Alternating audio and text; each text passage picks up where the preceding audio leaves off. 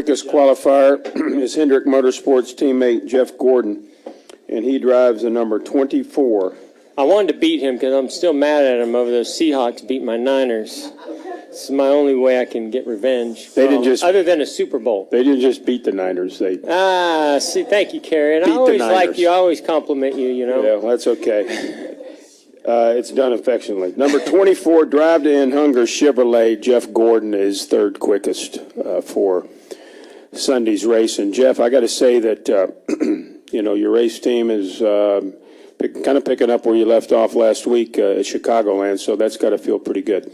Well, it just feels good that we're picking things up. It's been an up and down season for us. There's no question about that. But if you ever want to peak, you want to do it when the chase comes around, and just sneaking our way into it, and now having the type of performance we had last week, and today's been a great day from practice to backing that up with qualifying. This is a great way for us to not only get this weekend started, but to get the chase started. So we're pretty excited right now. Take questions for Jeff Gordon. If you have one, raise your hand. You have one there, sir? Okay. Reed, you have a question? Yeah. Right here. Go ahead, Reed. Get him the mic, please. Thank you. Reed Spencer with the NASCAR Wire Service. Jeff, there was a substantial difference between your first and second laps. Was that by design? No. I really was planning on, when I went into the run and took off from pit road, I was really going to try to get it done on the first lap. And I came off of turn 4 just wiggling, sliding, and I thought, okay, well, maybe I can make up for it 1 and 2, and then I got off of 2 really bad, and at that point it was just all about regrouping and trying to put a second lap together. And all day, the last time we were here, we did it on lap 1. All day today, I've not been able to get it done on lap 1. It's a strange thing. Maybe it's just a slight change in our setup. I'm not really sure what it is. The car's good. It just takes that first lap for the temps to get up and the grip to be there. And so we struggled with that today, and I was really nervous. I mean, I was shaking when I got out of the car just because that first lap was so hairy and on the edge that the second lap, I had to really try to get the car to run really straight and not making mistakes, but knew we had a lot of ground to make up. And when they said I was third, boy, I was really excited because I knew we certainly weren't anywhere close to that on the first lap.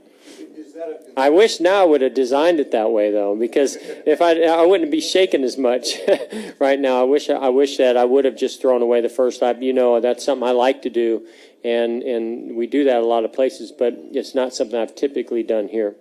Is that a concern in race trim, too, in terms of restarts and things like that, of getting up to speed on lap 1? Always. It's always a concern here at New Hampshire. This place is very, very tricky on restarts because of the lack of grip. You just don't have the banking to get the grip and get the car into the racetrack the way you need it to when those tires are cold. And so, it's something that we worked on a little bit when we were here testing, and something we'll be working on tomorrow as well. And as fast as the times were qualifying, I thought that the grip must be there, so I thought it would be there right away, but it wasn't, and I'm just glad it was there on the second one. Dustin Law, Motor Racing Network. You've talked about some of the struggles this year have been in part because of qualifying, not qualifying as well. This is 4 straight top 10 qualifying spots. What do you see that are certain things kind of clicking, or are these just happenstance, just convenient coincidences that are happening, that these are tracks that work out well for you guys, or what's kind of, should we read more into that? I would say it's a combination of, I think that earlier in the year with the new car, we made some adjustments or tried to guess which direction to go in for qualifying. It seemed to bite us a little bit. We were getting extremely loose going to qualify from practice. And I think we've just found that we need to tighten the car up a little bit more than what we anticipate. And I think that's some of it's this car and just the balance change when you take the grill up and go put it in the qualifying trim and the cooler track and tires.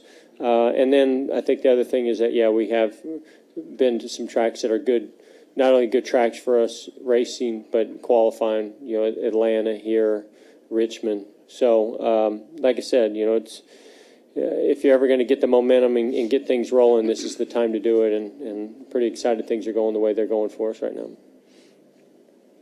Alan? Alan Cavana, NASCAR.com. I'm sorry if I missed the answer, but just how beneficial was testing here? I think Dale, he wasn't happy after his qualifying lap. I think that had to do with the fact that they came and tested here and still didn't have a good one. So how beneficial was it? I'll let you know on Sunday when the race is over.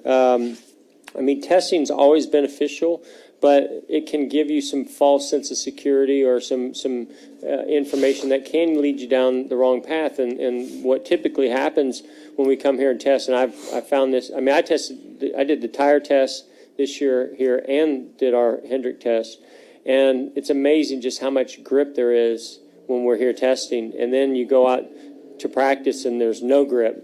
And a lot of it is, the other different series that are here putting different rubber on the track. It just makes for different conditions. So I think we learned some good things that are going to benefit us in the race. But we didn't do any qualifying runs when we were here. So, I didn't expect it to impact our qualifying.